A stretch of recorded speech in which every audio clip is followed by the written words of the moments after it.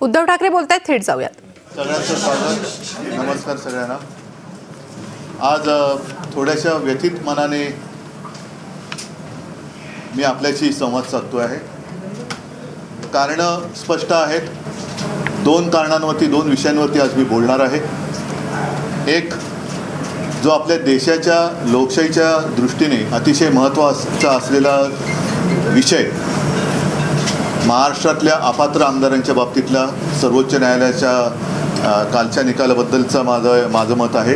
आणि दुसरं साहजिकच आहे, मराठा आरक्षणाचा विषय आता चिघळलेला आहे, पेटलेला आहे. ठिकठिकाणी आंदोलनं होत आहेत.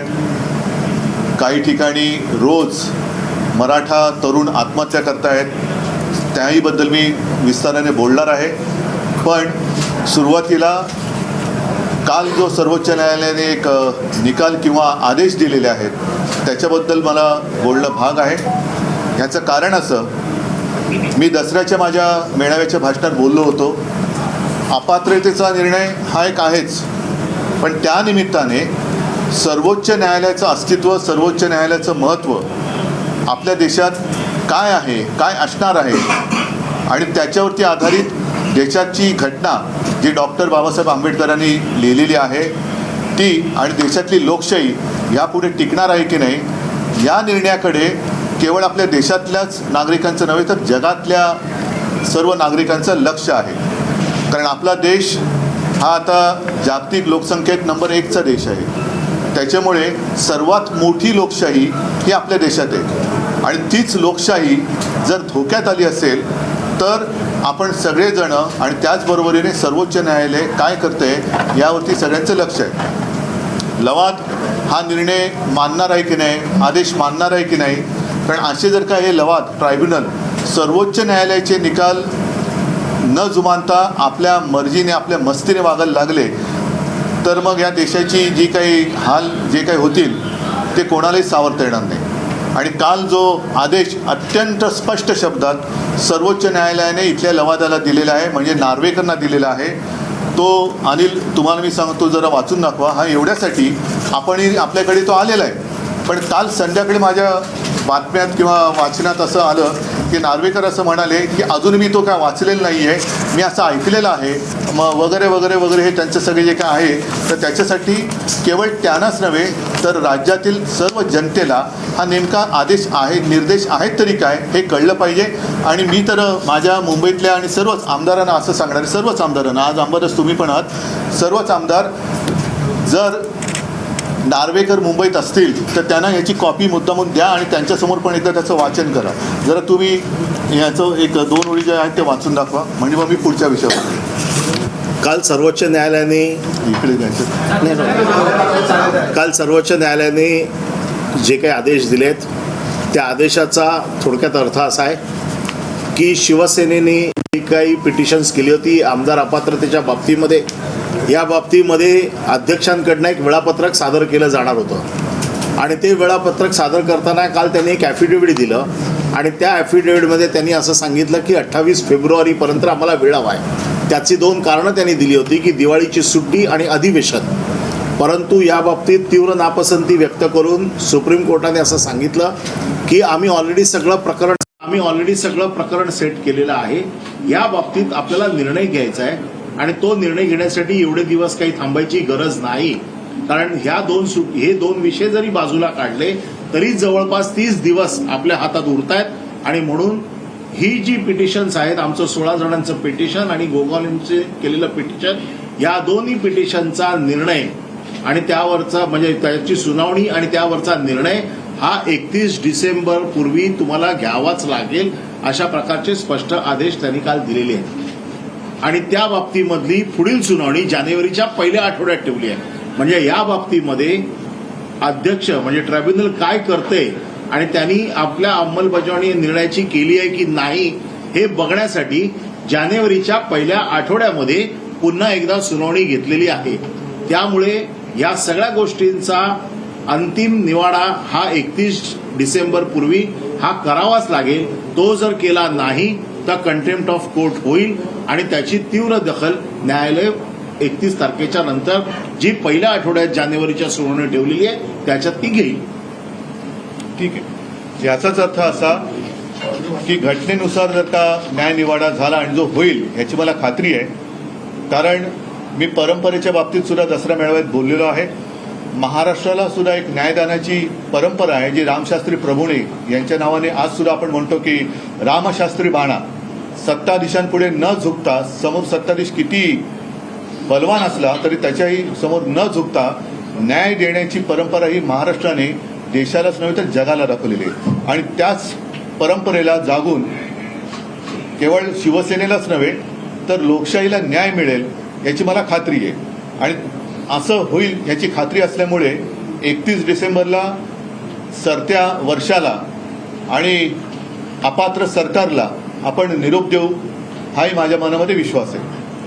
आता दुसरा मुद्दा जो आहे आरक्षणाचा, मी करत असताना देखील पक्षाचा दुसऱ्या राज्यातला प्रचार महत्वाचा वाटतो अशी लोक हे या समाजाला न्याय देऊ शकतात का, हा एक प्रश्न ज्याच्या त्याच्या मनातला आहे, तोच मी आज बोलतोय. मी आपल्या माध्यमातून जरांगे पाटलांना सुद्धा विनंती करतोय, जी विनंती मी त्यांना भेटलो होतो तेव्हा केली होती, की कृपा करून तुम्ही टोकाचं पाऊल उचलू नका. तुमच्यासारख्या लढवयांची राज्याला आणि समाजाला गरज आहे. तुम्ही सुद्धा आणि मराठा समाजातल्या तरुणांना सुद्धा मी विनंती करतो की कृपा करून आत्महत्येसारखं टोकाचं पाऊल उचलू नका. आणि त्याचबरोबरीने आपापसात कुठे मतभेद होतील, जाळपोळ होईल, भांडण होईल असं काही करू नका. कारण आज सकाळी जरांगे पाटलांनी सुद्धा तेच म्हटलेलं आहे की जाळपोळ करण्यामागे दुसरे कोणतरी असू शकतात. मग हे दुसरे कोण जरी असतील तर त्यांचं षडयंत्र हेच आहे की महाराष्ट्राला बदनाम करून टाकायचं. एक तर महाराष्ट्रामध्ये येऊ शकणारे उद्योगधंदे यांनी गुजरातकडे पळवले, इतर राज्यात पळवले आणि महाराष्ट्र असा बदनाम करायचा की नवीन उद्योग महाराष्ट्रात येणारच नाही. आणि अशी परिस्थिती उद्भवली तर मग नोकऱ्या मिळणार कुठून. तर त्याहीपेक्षा मला असं वाटतं की आज महाराष्ट्रामध्ये एक अस्वस्थता आहे. सर्व समाजाच्या मनात भीती आहे की आपलं काय होणार. मराठ्यांना त्यांचं आरक्षण, त्यांचा न्याय हक्क हा मिळालाच पाहिजे, याच्याबद्दल दुमत नाही. एक गोष्ट लक्षात घेतली पाहिजे की मराठे स्वाभिमानी आहेत. त्यांना दुसऱ्याच्या पानातलं वाढलेलं खेचून घेण्याचा कुठेही त्यांची इच्छा नाही, तशी त्यांची मागणी नाही. मराठा समाज आहे, धनगर समाज लढतो आहे, ओबीसीच्या मनामध्ये धाकधूक आहे, आदिवासींच्या मनामध्ये धाकधूक आहे. आपलं काय होणार जर मुख्यमंत्र्यांची शपथ घेतली छत्रपती शिवाजी महाराजांची, ती शपथ त्यांनी गादीवर बसल्यानंतर 1.5 वर्षानंतर का घेतली. मधल्या काळामध्ये त्याने प्रश्न सोडवायला काही हरकत नव्हती. आणि आज सुद्धा जर ते राज्याच्या पातळीवर सोडवण्यासारखं आहे, कारण आपल्याला सर्वांना कल्पना आहे की दिल्ली सरकारच्या बाजूने सर्वोच्च न्यायालयाने जो निर्णय दिला होता तो देखील लोकसभेमध्ये पाशवी बहुमताच्या बळावरती भारतीय जनता पक्षाने कसा वळवला हे आपल्याला माहिती आहे. त्याच्यामुळे ही टक्केवारीची जी काही गोष्ट आहे ती लोकसभेमध्ये आपण सोडू शकतो. जर हे विशेष अधिवेशन राज्यामध्ये विधिमंडळाचं घेऊन प्रश्न सुटत असेल जरूर घ्या, पण त्यापेक्षा मला असं वाटतं संसदेचं विशेष अधिवेशन घेऊन तात्काळ हा प्रश्न सोडवला जाऊ शकतो. जी मागणी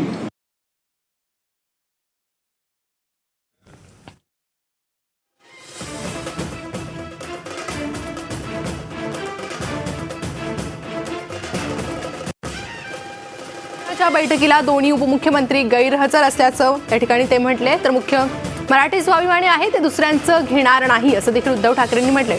टोकाचं पाऊल उचलू नका, जरांगेंना ठाकरेंचं हे आवाहन. तर आरक्षण प्रश्न पेटला असता उपमुख्यमंत्री मात्र दुसऱ्या राज्यांच्या निवडणुकांच्या प्रचाराला व्यस्त असल्याची टीकाही त्यांनी फडणवीसांवर केलेली आहे. मराठी स्वाभिमानी आहे ते दुसऱ्यांचं घेणार नाही, टोकाचं पाऊल उचलू नका असंही त्यांनी आवाहन जरांगेंना केलेलं आहे. आरक्षण प्रश्न पेटला असताना उपमुख्यमंत्री मात्र जानकारी नहीं है.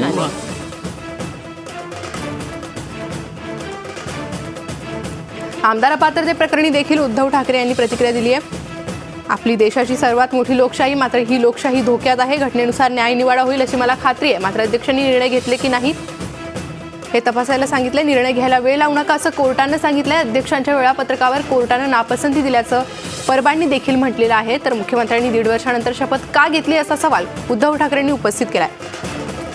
आमदार अपात्रते प्रकरणी सुनावणी असो किंवा मराठा आरक्षण या दोन्ही मुद्द्यांवर खरं तर उद्धव ठाकरे यांनी सरकारवर ताशेरे ओढलेले आहे.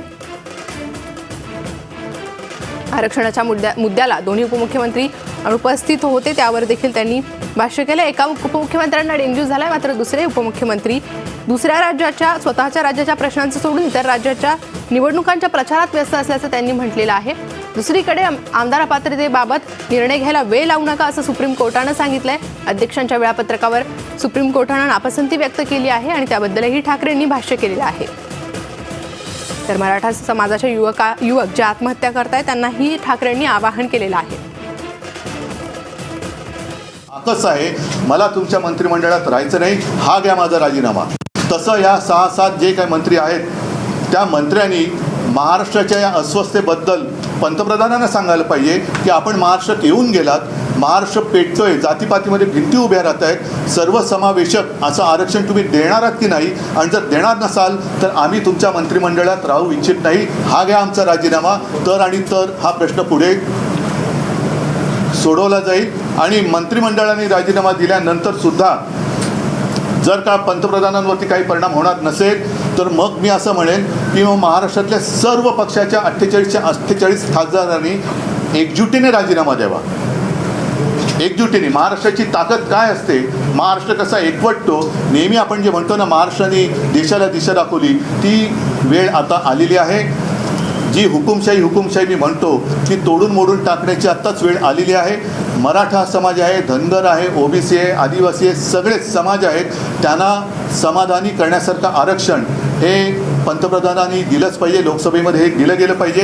आणि त्याच्यात केंद्र सरकार जर हात वर करत असेल तर मग महाराष्ट्रातल्या या मंत्र्यांना मंत्रिमंडळात राहण्याचा काही अधिकार नाही. म्हणून मी सर्व मंत्र्यांना सांगतोय की तुम्ही ज्या वेळेला केंद्रीय कॅबिनेट मीटिंग असेल तेव्हा पंतप्रधानांसमोर त्यांना सांगा की बाकीचे विषय बाजूला ठेवा, हा पहिला आमचा मुद्दा आहे, याच्यावरती काय ते सांगा, नाही तर हा आमचा राजीनामा आहे. एवढं धाडस त्यांनी दाखवावं अशी माझी अपेक्षा आहे. काल महाराष्ट्रामध्ये ज्या पद्धतीनं अनेक ठिकाणी मी त्याच्यावरतीच बोललोय.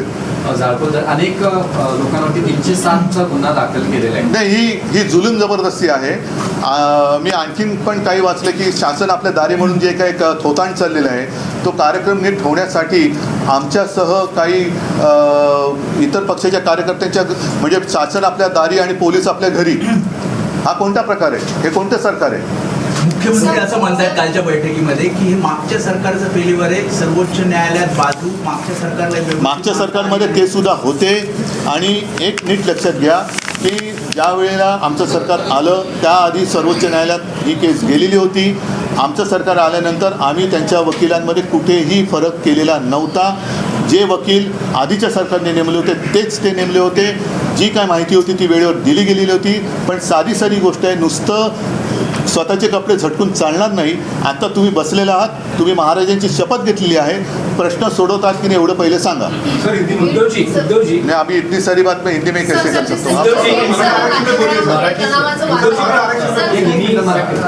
तुम्ही जो मुद्दा मांडला भावनिक आणि पंतप्रधानांवर एक दबाव निर्माण करणं, नाही दबावाचं नाही मी म्हणत आहे, पण प्रश्न सोडवण्यासाठी शेवटी मुळापर्यंत जाण्याची गरज आहे. विधानसभेचं अधिवेशन घेऊन हा प्रश्न सुटत असेल तो मागेही आपण केलेला आहे.